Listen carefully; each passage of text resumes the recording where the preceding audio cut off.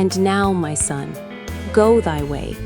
Declare the word with truth and soberness, that thou mayest bring souls unto repentance, that the great plan of mercy may have claim upon them. Welcome to the podcast, Truth and Soberness, declaring the word through Come Follow Me. Your hosts for this show are Jason Hunter and Jeff Hicks.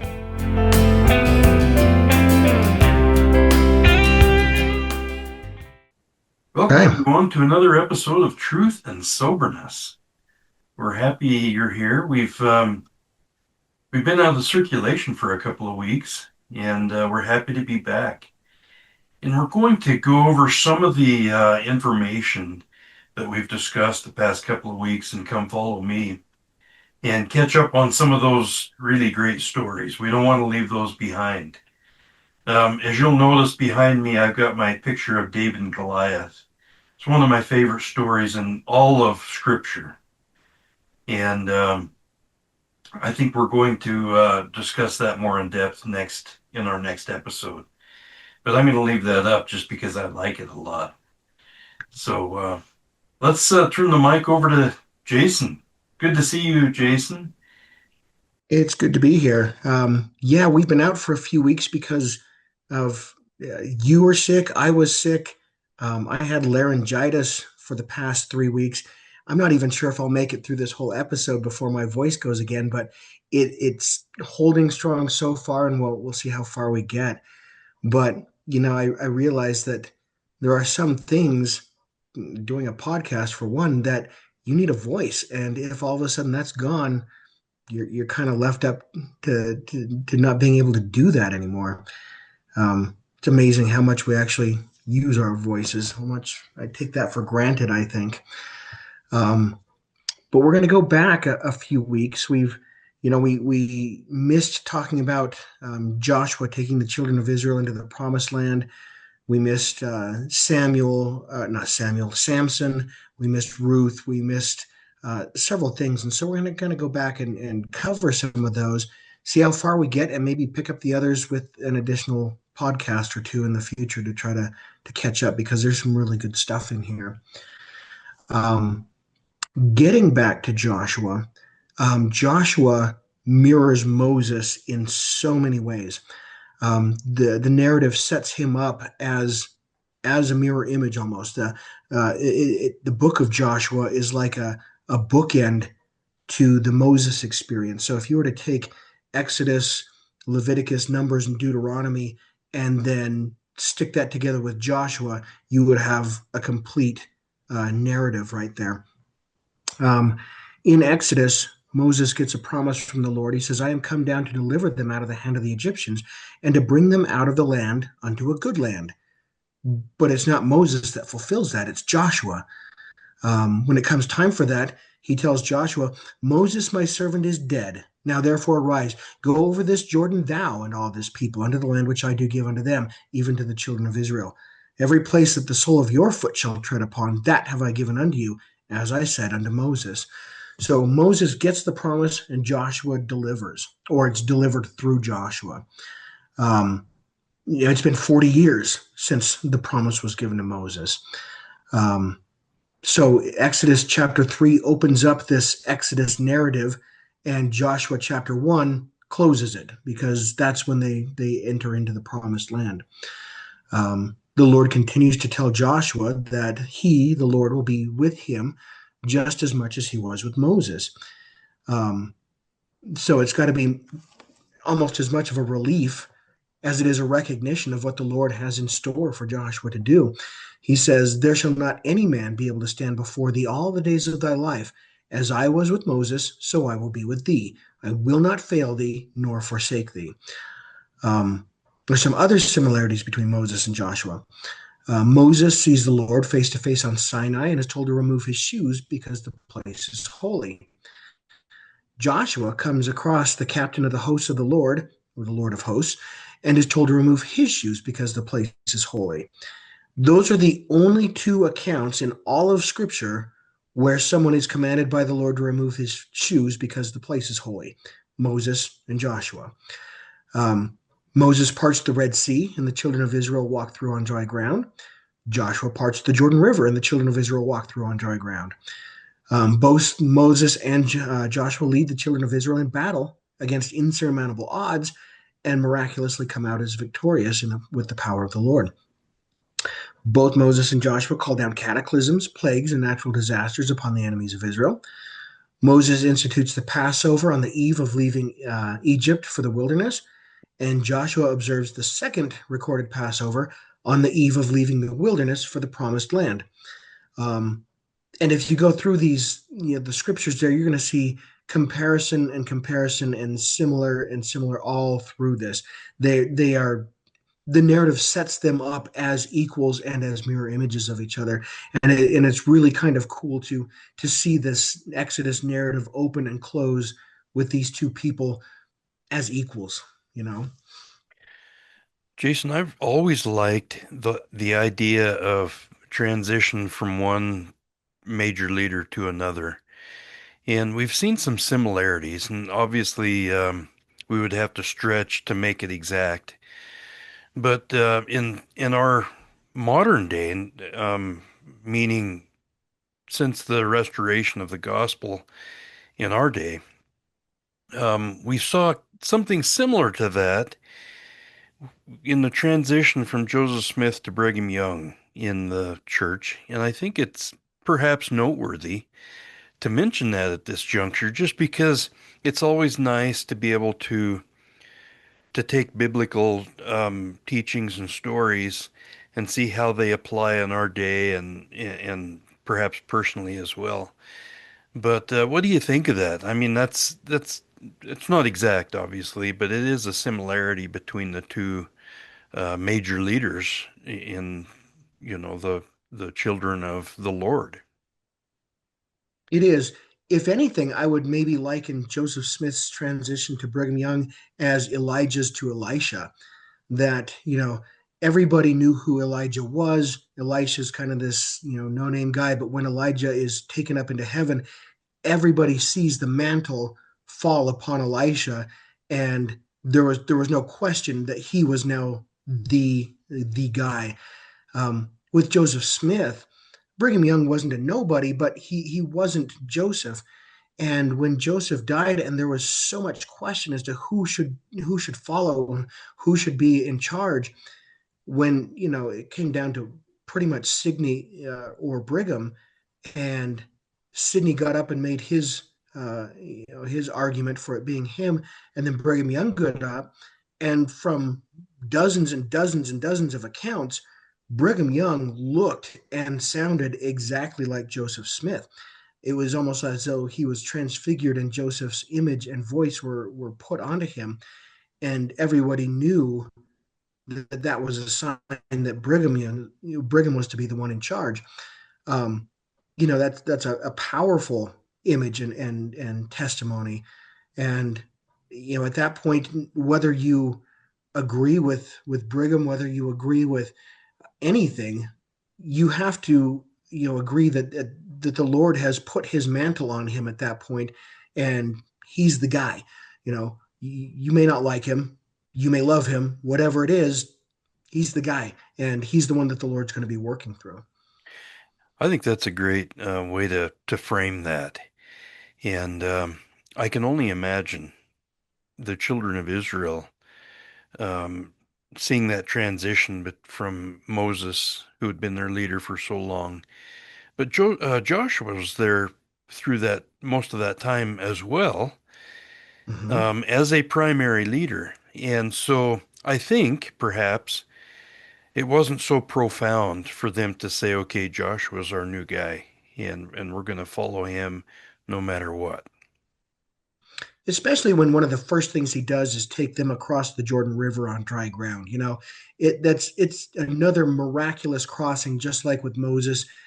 You can't argue with that. It's a manifestation that Joshua could not have done himself. The Lord is obviously behind him. He's the guy. Good point. And I think it's neat too when we talk about the succession of leadership in our own Quorum of the 12 and First Presidency. It's always interesting when new major leaders take their place, and how those things are done is always fascinating. And with our own church, the Church of Jesus Christ of Latter-day Saints, I I trust the system that's in place, that's been used for um, the past generations since Joseph Smith and Brigham Young for the succession as the leader of the church. And will that ever change? Good question. I don't think anybody knows, but right now it seems to be working well. Mhm. And and I can testify to the fact that the people who are put in charge through this pattern and through this system, they're not looking to be in charge. This is not, and they're not aspiring to power or authority. Um, it's honestly the furthest thing from their mind. Um, it is a complete life of service. It is turning yourself completely over to the Lord. And I can't think but that it's completely exhausting 24/7. And, it, you know, like I said, this is the system works, um, and it puts the people in positions of authority who the Lord wants to be there at that particular time and place. Yeah. He's the one in It, charge. It's pretty easy for the Lord to organize things like that.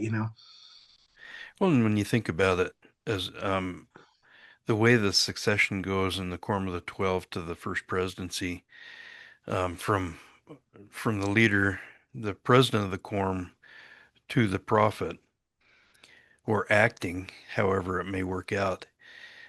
You think about the number of years those leaders have been working as an apostle and and a special witness of Jesus Christ, and all of the different things that they get involved in through those years. And I've always kind of looked at that as a training ground. You get called as a junior apostle, and it takes quite a while before you become a member of the um, the senior brethren in the quorum. And then perhaps if you live long enough, you'll, under the current system, you'll become the prophet, according to the way the system works right now. And I agree with you, Jason. It's I've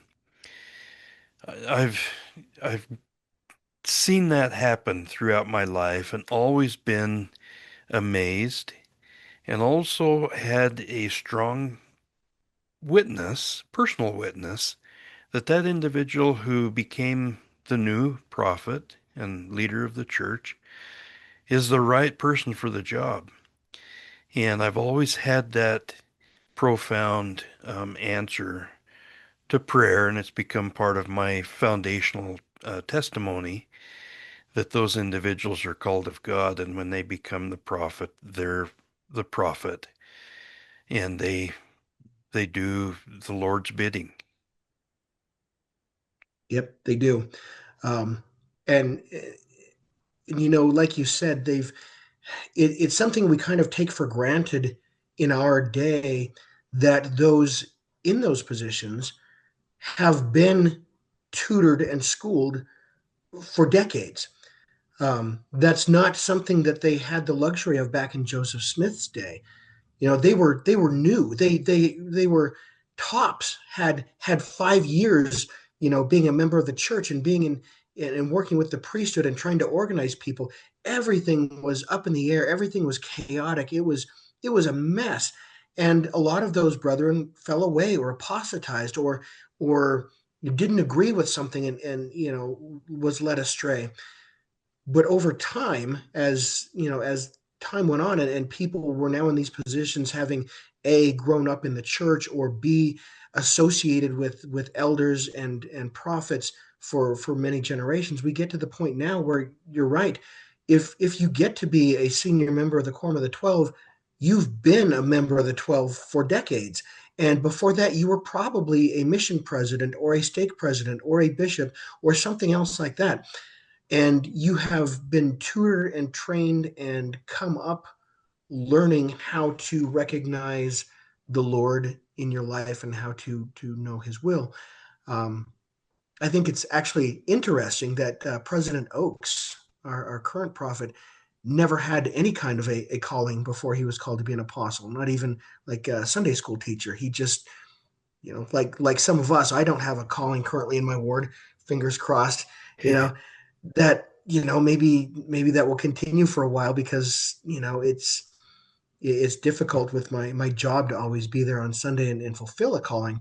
But some people don't grow up like President Monson.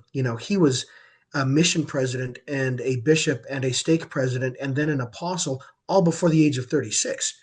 That man was from his teenage years in positions of authority in the church, learning how to do that, and then was an apostle for many decades before he became the prophet.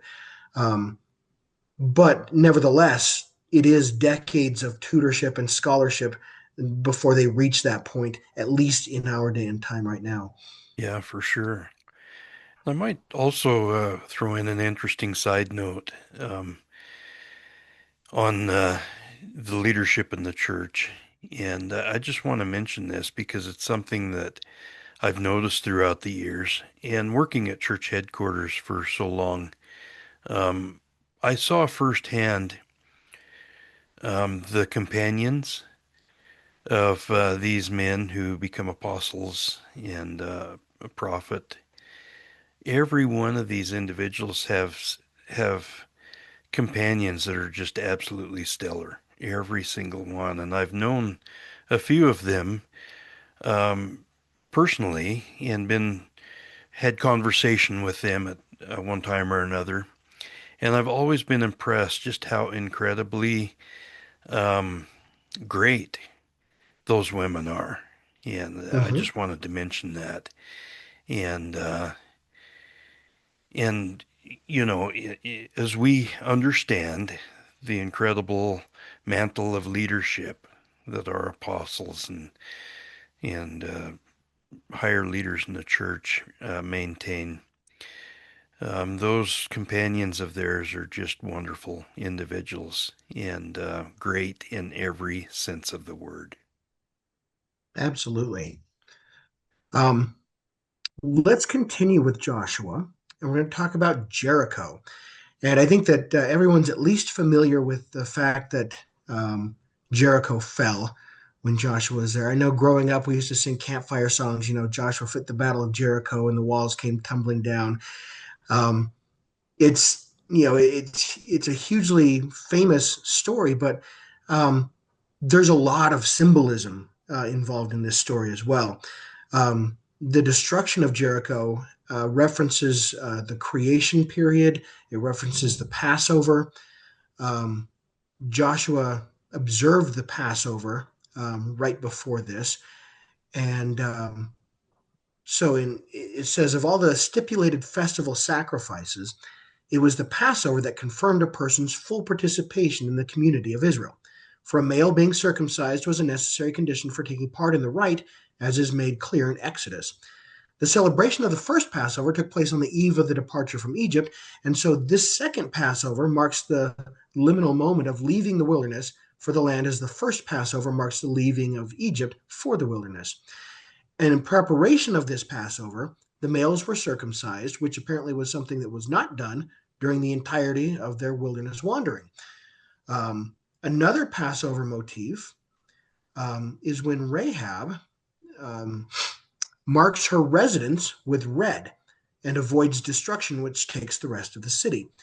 So they send a couple of spies into Jericho to see, if there's any weaknesses, if there's any of that. And Rahab shelters them and tells them what's going on and says, "Hey, I recognize the Lord. Please, when this place falls, spare me and my household." And so they do. And they said, "Here, take this red scarf, mark your door, mark your window. The Lord will pass by." And so that's exactly what happens. And even though she's told that the destruction isn't coming for several days, she marks it immediately. She has faith that this is going to be done by the Lord, and she marks her residence and waits. Um, she As the destroyer passed over the houses in Egypt that were marked with lamb's blood, the destruction passed over Rahab's house here in Jericho. And Jericho's destruction is an exact reversal of the creation story. We see that 7 priests shall bear before the ark 7 trumpets of ram's horns, and the 7th day you shall compass the city 7 times, and the priests shall blow with the trumpets. 7 priests, 7 horns, 7th day, 7 times. The rite devised to bring down the walls of the town involves a quadrupling of the Lord's sacred number 7. But the destruction of the town is also an anti-creation story. 6 days they go around the wall, and on the climactic 7th day it collapses and the town is reduced to rubble.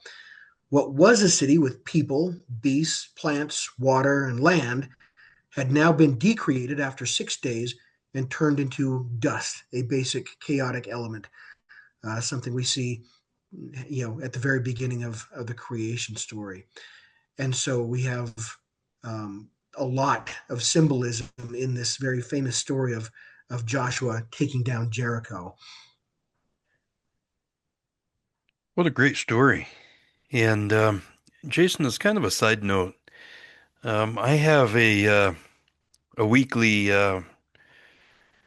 Zoom visit with a friend of mine who is a college professor in Idaho, or was a professor, and we discuss Hugh Nibley's essays, and we're working our way through the Old Testament essays, and it's always something that creates a good discussion when we talk about these wonderful biblical stories. And Jericho is one of them. A lot of individuals get caught up in the myth, the myth versus actual story versus what can we find archaeologically, and interestingly, Hugh Nibley had a lot to say about that. And it's always a question that comes up when we talk about these famous stories.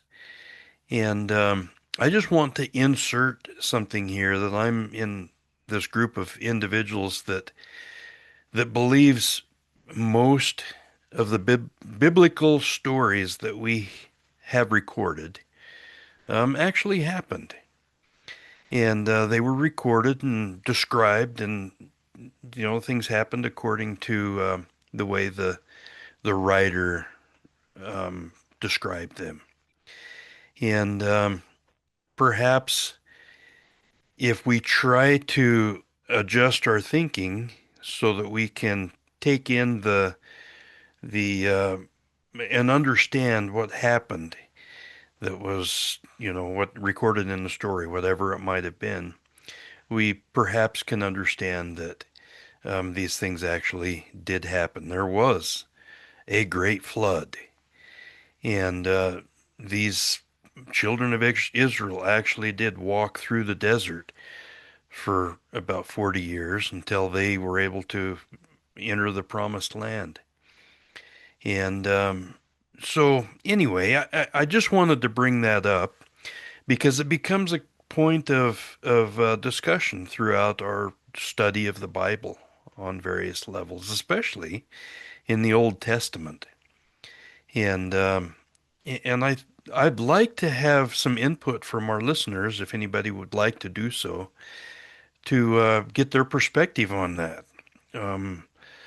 in their understanding of myth, in their understanding of archaeological discoveries that either validate or disclaim certain parts of biblical story.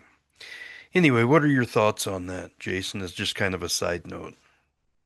Well, it's really interesting. I was talking with a friend of mine this week about that, how the more I get into and study the Bible, the more I realize how hodgepodge it is.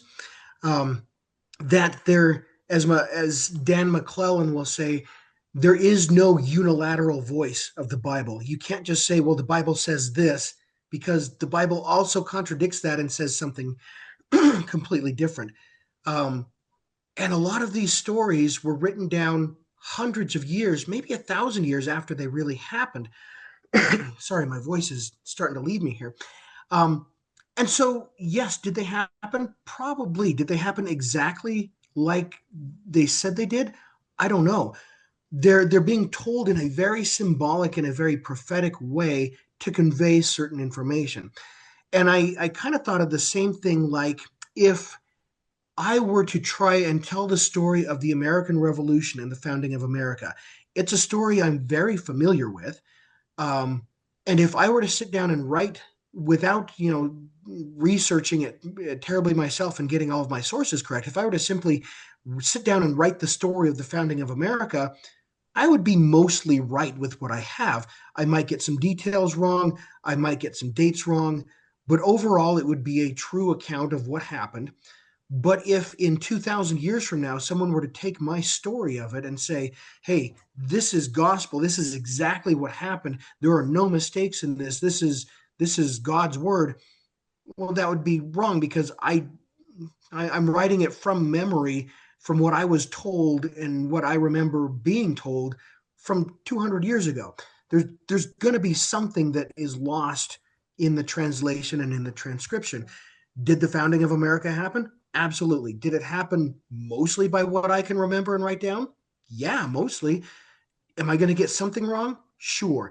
And if my goal isn't to write a history of it, but to write a symbolic account of the founding of a nation under God, I might specifically get some details different than what they were actually in order to convey a symbolic message.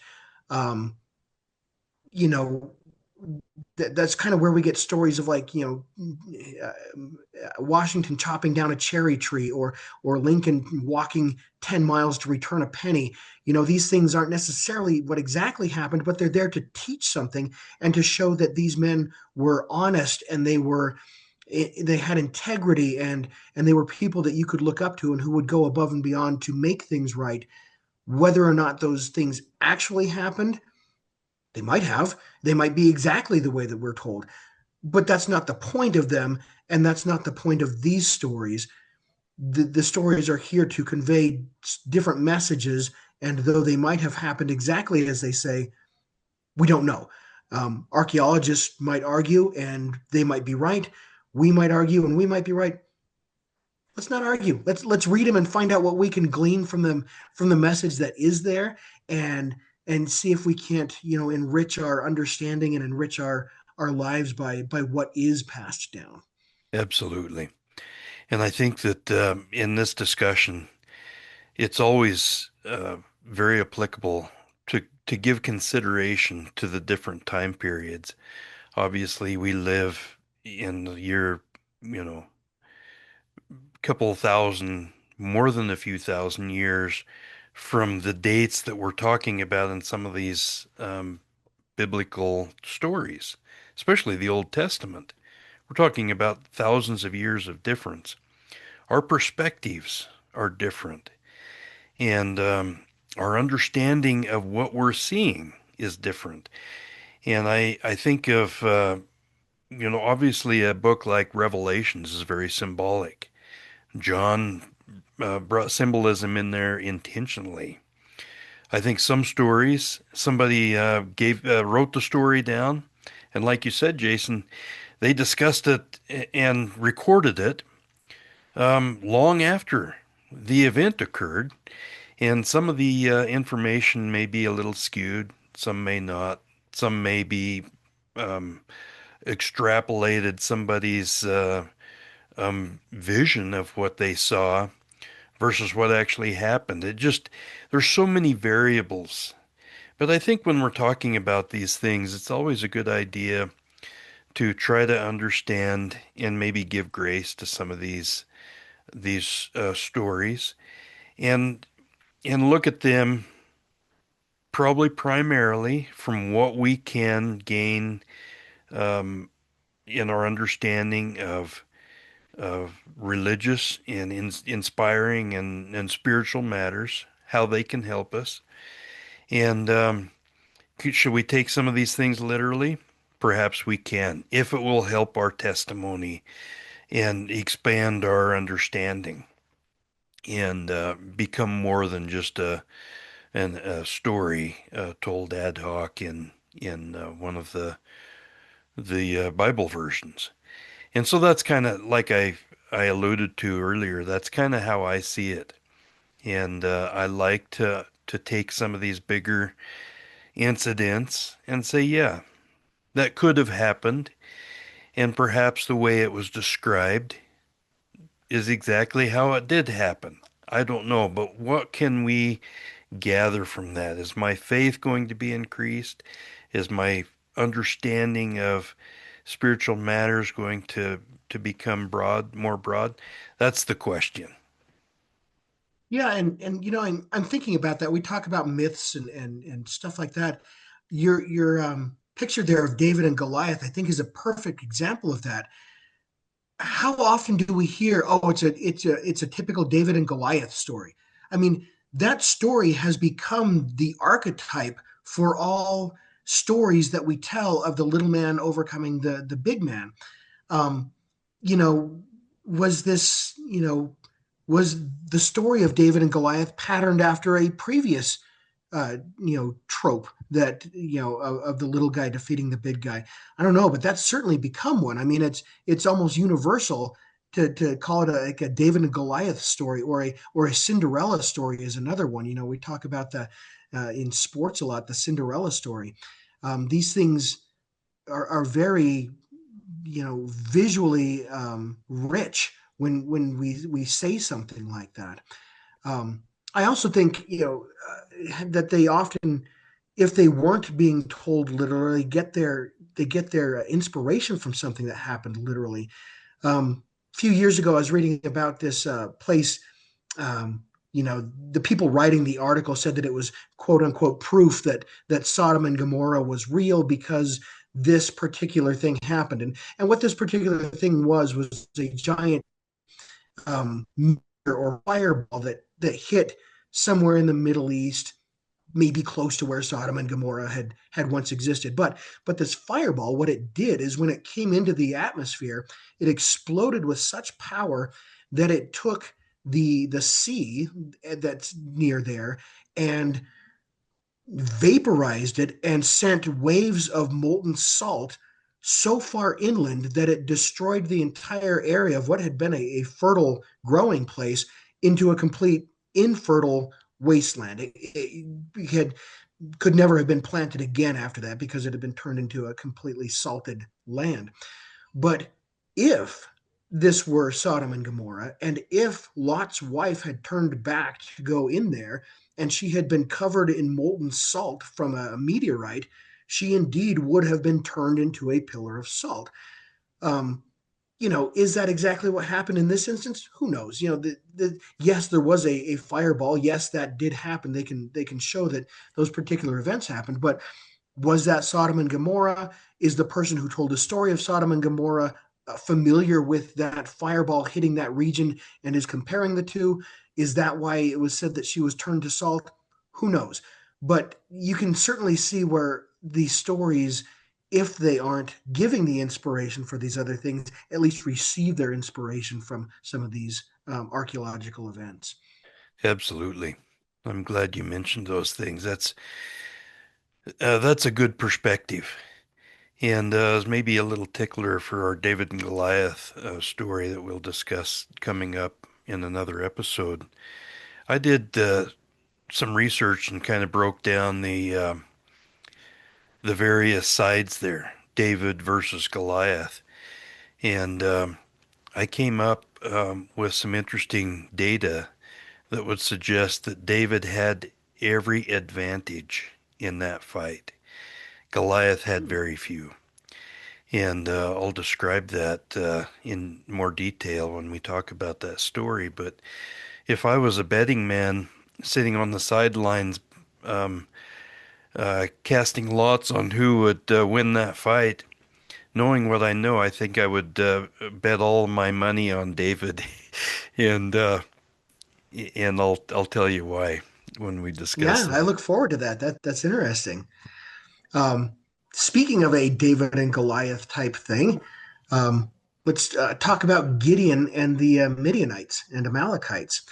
Um, so Gideon is called by the Lord and um, kind of set up to go and battle these armies that have encircled the children of Israel. And I mean, he says that they can't even number them for how many there are. So um, they're in bondage to these different people, and Gideon, when the Lord is talking to him, asks the Lord why they're in bondage. He said, "Please, my Lord, if the Lord is with us, why has all this overtaken us? And where are all his wonders of which our fathers told us, saying, Did not the Lord bring us out of Egypt?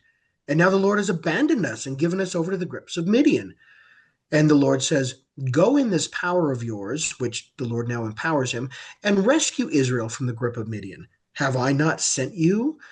And so Gideon is tasked, much like Moses before him, of delivering the children of Israel from bondage. Like Moses, Gideon seems to trust the Lord, but seems completely unsure of his own abilities. And the Lord reassures him by saying that he has sent Gideon.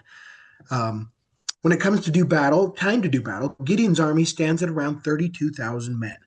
And the Lord is sending him up against a numberless army of Midianites, Amalekites, and a confederacy of Easterners. We get that from Judges 6:33.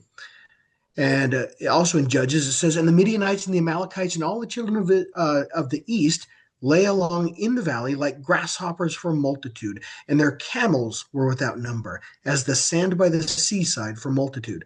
So we have hundreds of thousands, millions, who knows? But the Lord is not giving us a number because of how vast this army is. So the Lord says he will deliver them into Gideon's hands, but 32,000 men is too many. Gideon could still win the war, and people would attribute it to his own prowess. The Lord needs to reduce his numbers so that it would be utterly impossible to win without people recognizing that the Lord did it himself. So the Lord reduces Gideon's army to 300, a prophetic number. And Gideon asks for confirmation that the Lord is actually with them. And this isn't so much of him asking for a sign or sign seeking, but seeking confirmation. And we'll see later in Isaiah that Hezekiah also does the same thing. And in fact, the Lord offers a confirmation to Hezekiah's father, Ahaz, but Ahaz refuses it and spurs the Lord and goes off on his own. But Hezekiah asks for a sign and says, "Can you send the sun back, an hour? Send the shadow on the sundial back an hour, and I'll take that as a sign." And the Lord does that. But in this case, Gideon asks for something equally miraculous. He says, and the way that it's given is that one day he asks that a fleece laying out on the ground will be wet while the ground around it is dry. And the next morning, he wants the fleece to be dry while the ground around it is wet. The sign is given exactly as he asks for it. And Gideon goes out in confidence and with the power of the Lord. And this battle plays out almost exactly the same way as a previous battle that we read about with Abraham, when Abraham went to rescue Lot from a confederacy of princes. Abraham also had a force of 300 men. And so Gideon leads his 300 men. Well, first of all, with Abraham, though they had 300 men and led them against these guys in battle, none of them had to even lift a sword. The confederacy was confused, ran around in circles, and fled in fear of them without Abraham or his men killing a single one of them. The Lord killed several, but Abraham and his men didn't. Well, that happens the same here with Gideon. Gideon leads his 300 men in the night against a numberless force, and they split into 3 columns of 100 men each, and they flank them. And in exactly the same fashion, the Lord fought their battle. He panicked, that's the word that's used, the opposing force, and they all ended up killing each other in the confusion. So it says, "The Lord set every man's sword against his fellow." In other accounts of Israelite victories, we are told that the Lord panicked the enemy. Only here do we get the mechanism of the panic, which is in fact a stratagem devised by Gideon to terrorize the sleeping army. Abraham rallied his troops and prayed for deliverance. Lot and the other captives were rescued without Abraham's men even lifting a sword. Gideon rallied his troops and trusted in the Lord for deliverance, and they routed the Midianites without any of them even lifting their swords. President Nelson reminded us that one of the promises that the Lord will make with covenant Israel is that, quote, he will fight our battles. Gideon learned this truth, that the wonders and deliverance spoken of by their fathers that he reminded the Lord of earlier was still a possibility when Israel kept their covenant. And one thing that Robert Alter points out in his translation of the Old Testament is that time and time again, when Israel goes up to battle, often either they don't lift their sword against the enemy, or they're just sent through to kind of mop up after the Lord destroys the opposing army himself. When earlier on it was with Joshua, he sent down meteorites, stones, great hailstones or whatever, wiped out the opposing army with some kind of a meteor shower, and then the Israelites just kind of go through and clean up afterwards. The Lord can fight and will fight our battles for us if we believe in him and keep covenant with him. And that's the one promise that I find this very interesting, that when President Nelson talks about covenant Israel and keeping covenant with the Lord, and he said that he went through the scriptures and would mark all these different instances of what the Lord would do for covenant Israel. Of all of the dozens and dozens and scores of promises, the one thing, and he only mentions one, is that he will fight our battles. In a day of wars and rumors of wars, I find a lot of comfort in that if we are on the Lord's side, if we keep covenant with the Lord, he will fight our battles. We don't have to worry about that. That's a great thought to keep in mind, especially as you mentioned, Jason, this age that we live in, where it seems like there's always talk of another war of some kind, or one that's already going on, and reports coming in, and it's disturbing. And I think also it might be appropriate to pull in the Book of Mormon people that found this as well. When individuals were putting their trust in God and praying and asking for deliverance, they got it, even when the odds were against them. And it's a good thing for us to think about, and very applicable to our day, especially when we recognize the various forces growing, and a lot of the discussion of latter day issues and those wars and rumors of wars, things building up that indicate that that whole thing could blow up at any time. And we in the United States specifically have never had to worry about another country attacking our homeland in the sense that a lot of other countries have. And perhaps the day could come when that would change. And it's a possibility.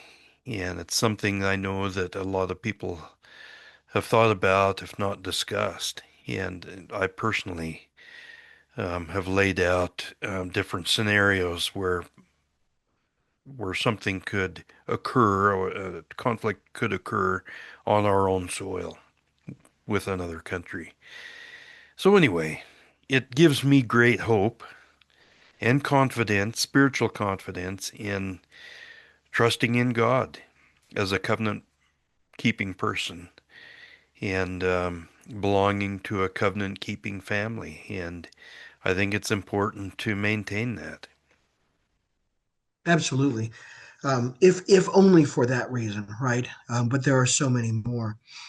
Um, if we can, I'd like to finish up with Samson today, and then next time we can pull in from Samuel and show a comparison between the two, because the stories are actually linked, weirdly enough. So Samson is another one of those stories that everybody's familiar with. Excuse me. His great strength and being able to just mow through opponents almost like Wolverine, where he's completely untouchable and just goes through and takes everyone out. It wasn't until I actually got into a good study of the story of Samson that I realized how awful of a person he was. He was not he did not value covenant keeping with the Lord, and he did not keep covenant with the Lord except for not cutting his hair. That's the only one he ever kept.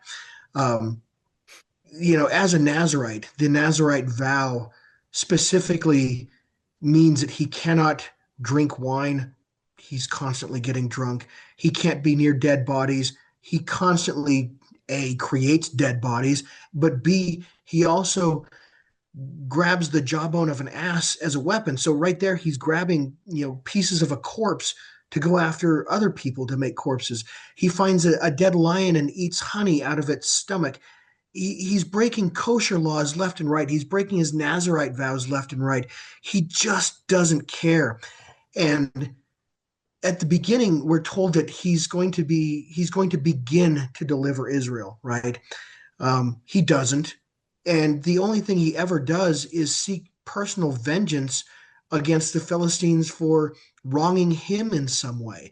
The only time he ever calls upon the Lord is at the very last when he's tied up and blinded, and which, by the way, being blinded is the covenant curse for a disloyal vassal. He's blinded and strung up between the pillars, and he asks for strength just one more time so he can destroy the Philistines. Well, he asks it for his own vengeance. He's not asking that Israel be avenged upon them or anything like that. It is all about him.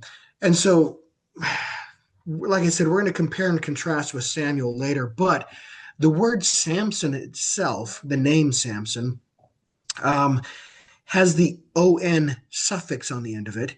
The Hebrew word is Shimshon. That's how they would pronounce it, and that on is used in quite a few biblical names. It could be related to on meaning potency, which we would get with his great strength. So the name might suggest son of potency, like the sun in the sky, not being a son of somebody, but a potent son or something like that. Um, and it also kind of goes with a fire motif, which we see a lot of in the Samson term or in the story.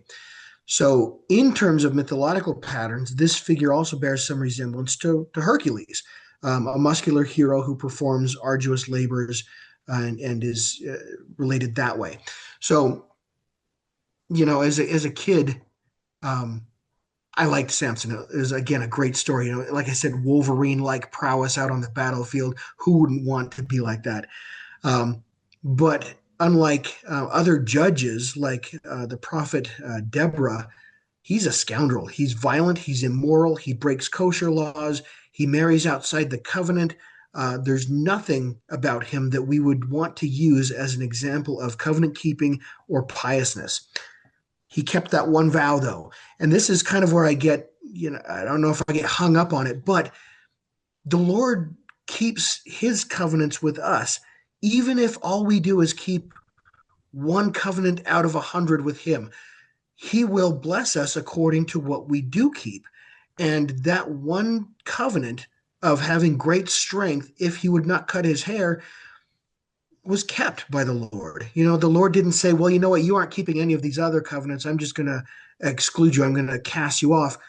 No, he kept covenant with Samson when Samson kept that one covenant. And even though he didn't keep the others, he was faithful with that. And so that kind of gives me hope because I certainly don't keep all of my covenants personally, but I keep some of them perfectly.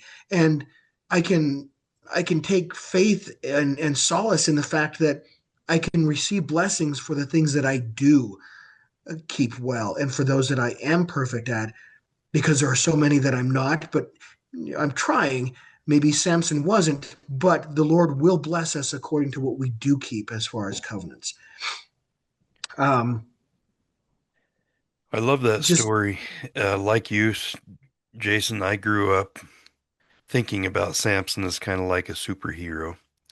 And it was, even as I got older, I realized, well, this is kind of a redemption story as well, because in the end, Samson kind of redeemed himself on a certain level, and but it's a sad story in the sense It that is. he was blessed with so many potential blessings that he disregarded for whatever reason. And I have a feeling he was one of those individuals that just um, he was a powerful individual, and so he relied on himself and didn't put his trust and faith in God like he should have.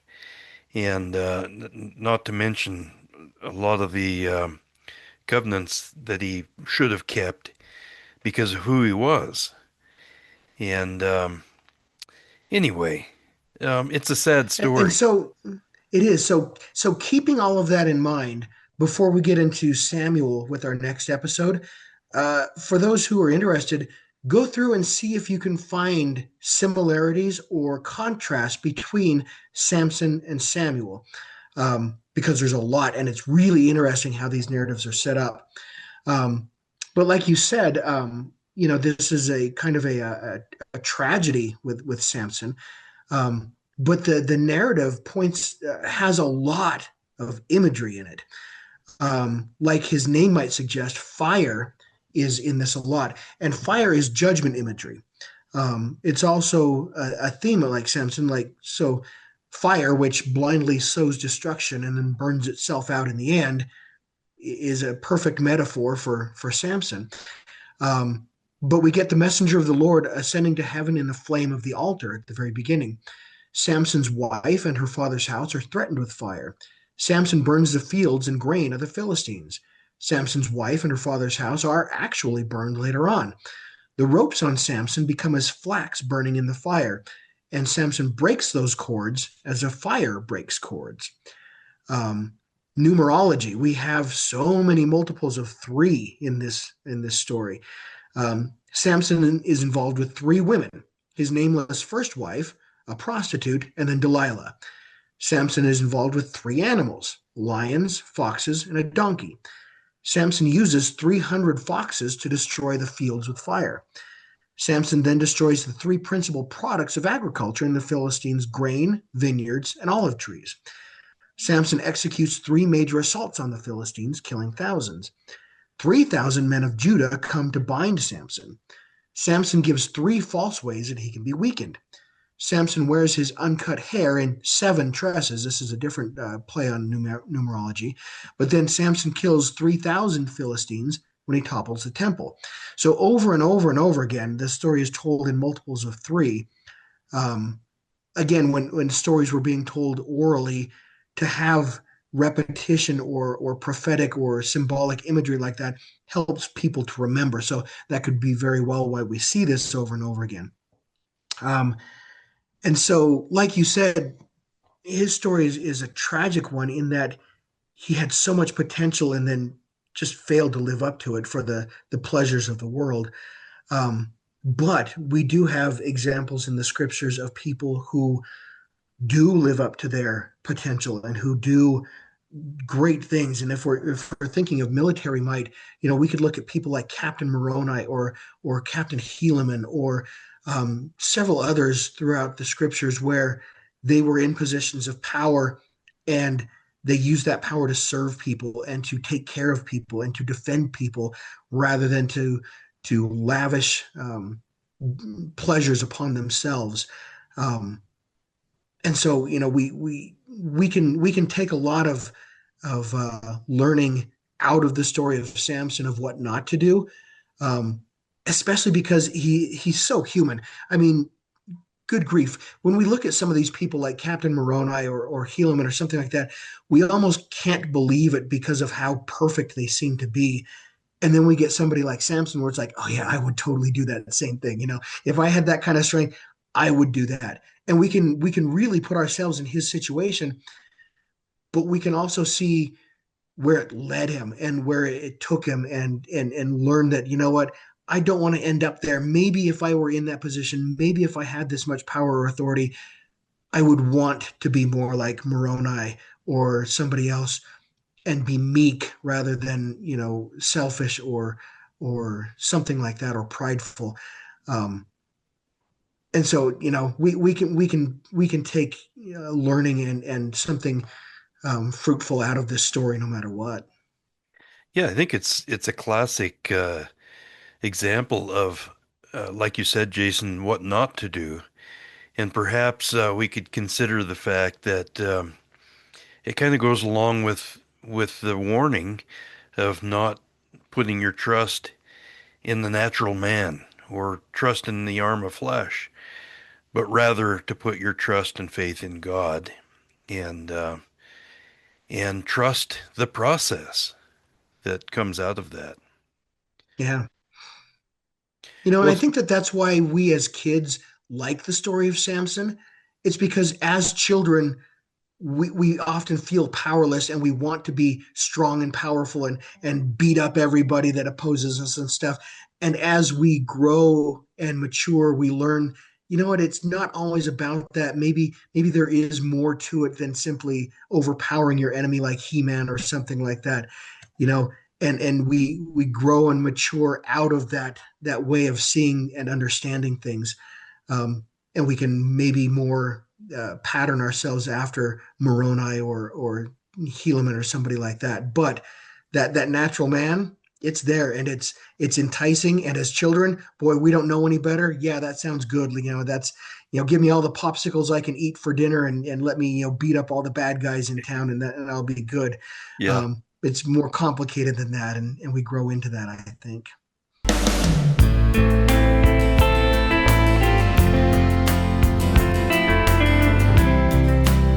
Thanks for listening to Truth and Soberness, declaring the word through Come Follow Me.